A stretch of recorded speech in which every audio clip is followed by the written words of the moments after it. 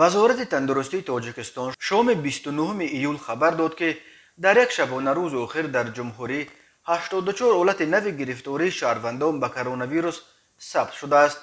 یک روز قبل نیز در تاجیکستان 84 مورد سرایت به کرونا ویروس ثبت شده بود. این همگی 4 مورد کمتر از 88 حالت رکوردی است که در تاجیکستان روز 27 ایول ثبت شد و بلندترین نشان دهنده در سال 2021 به شمار می رود.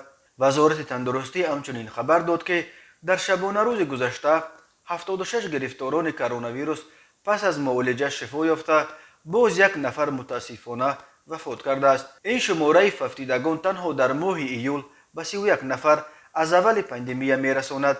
به این ترتیب ماه ایول سال 2021 از نگاه مرگ و میر از کرونا ویروس پرقربانی ترین ماه برای تاجیکستان از زمان شروع پاندمی دانسته می شود. در عموم بر اساس آمار رسمی وزارت تا شام 29 ایول در تاجیکستان 14929 مورد گرفتاری به کرونا ویروس نو کووید 19 به قید گرفته شده.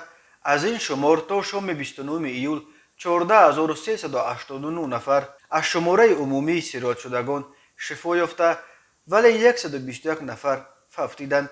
اگر صورت پنجشنبه کرونا ویروس مثل روزهای اول این هفته باقی میماند، به احتمال غالب تا شام 30 ایول شماره عمومی سرایت شدگان می تواند مرز 15000 را عبور کند.